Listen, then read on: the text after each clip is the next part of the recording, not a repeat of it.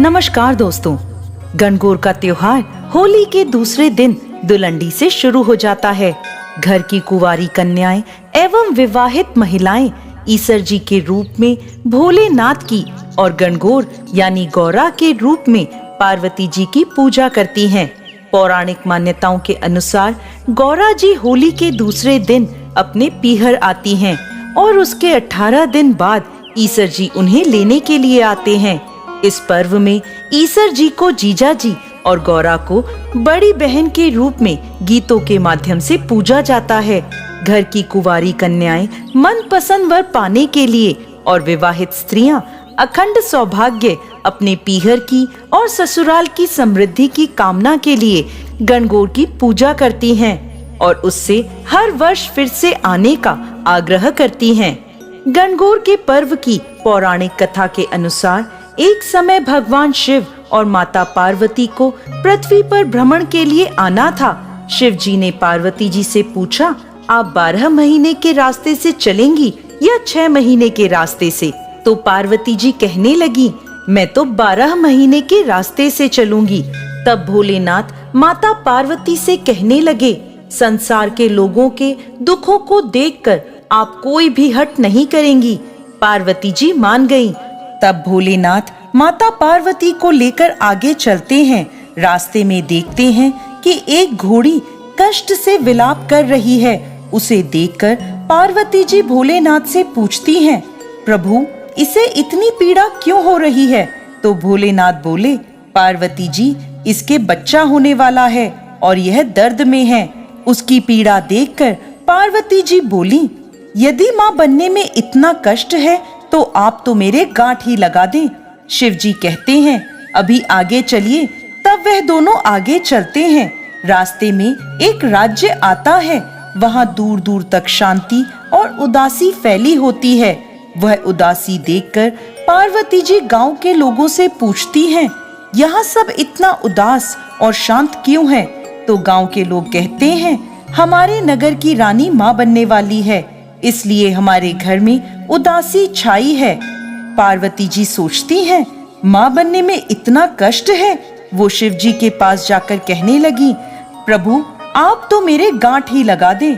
भोलेनाथ कहते हैं, पार्वती जी यदि एक बार आपके गांठ लग गई तो दोबारा खुल नहीं सकती। अभी आप आगे चलें। वह दोनों और आगे बढ़ते हैं तो देखते हैं रास्ते में एक गाय के पीड़ा हो रही थी। उसकी पीड़ा देखकर पार्वती जी फिर बोली, प्रभु माँ बनने में तो इतना अधिक कष्ट है, आप मेरे गांठ ही लगा दें। पार्वती जी हठ करने लगी। तब विवश होकर शिव जी ने पार्वती जी के गांठ लगा दी। अब वो दोनों आगे बढ़े तो एक गांव में पहुंचते हैं। उस दिन गणगौर का व्रत था। बगीचे में गांव की औरतें गणगौर का पूजन कर रही थी। पार्वती जी को देखते ही वह सब उनके पास आ जाती हैं और उनका पूजन करने लगती हैं। इस पर खुश होकर पार्वती जी उन सबको सुहाग बांट देती हैं। जब शिव जी वहां पहुंचते हैं तो देखते हैं कि पार्वती जी फूल और पत्तों से ढकी हुई हैं। शिव जी उन्हें बाहर निकालते हैं। इतने में कुछ ही देर में वहां ब्राह्मण और बढ़ियों की औरतें आती हैं, जो पकवान बनाकर 16 श्रृंगार करने के बाद पूजा करने आई थी, जिसके कारण उन्हें पूजा करने में दोपहर हो जाती है। वो भी पार्वती जी को देखकर उनकी पूजा करने लगती हैं। पार्वती जी उनसे भी खुश हो जाती हैं, परंतु जब सुहाग बांटने की बारी आती है तो भोलेनाथ कहते हैं, पार्वती जी आप तो सारा सुहाग पहले ही बांट चुकी हैं, अब इन्हें क्या देंगी? तब पार्वती जी ने अपनी छोटी उंगली से मेहंदी, मांग से सिंदूर, आंखों के कोरों से काजल निकाला और उसे एक कोरे कलशे में घोलकर उन औरतों को छींटा मारा। इस तरह उन सभी को सुहाग देकर वो आगे बढ़ते हैं। चलते चलते वह दोनों पार्वती जी के पीहर पहुंचते हैं। वहां सब उनकी खूब आवभगत करते हैं। खूब पकवान बनाए जाते हैं और भोलेनाथ पूरा भोजन खत्म कर देते हैं। अब पार्वती जी क्या खाएं? तो वह बथुए का साग खाकर पानी पी लेती हैं। दोपहर में जब वह विश्राम करने लगते हैं तो भोलेनाथ पार्वती जी से पूछते हैं, आपने भोजन कर लिया? पार्वती जी कहने लगी, जी हाँ, जो आपने खाया वही मैंने भी खा लिया। पार्वती जी के सो जाने पर भोलेनाथ उनकी नाभि का ढक्कन खोलकर देखते हैं कि पार्वती जी ने क्या खाया, तो उनके पेट में बथुए का साग और पानी दिखता है। पार्वती जी के जागने पर भोलेनाथ उनसे कहते हैं, पार्वती, आपने हमसे झूठ बोला था, आपने तो बथुआ और पानी पिया है। तब पार्वती जी उनसे हट करती हैं, प्रभु, एक महिला के पेट में उसके पीहर और ससुराल का राज छुपा होता है। कुछ ऐसा कीजिए कि आज के बाद कोई भी किसी की नाभि का ढक्कन उठाकर देख ना सके कि उसके पेट में क्या है। पार्वती जी की इस बात पर भोलेनाथ उन्हें वचन दे देते हैं। अब वह दोनों वापस कैलाश पर्वत की ओर निकलते हैं तो रास्ते में गाय अपने बछड़े को लाड कर रही होती है।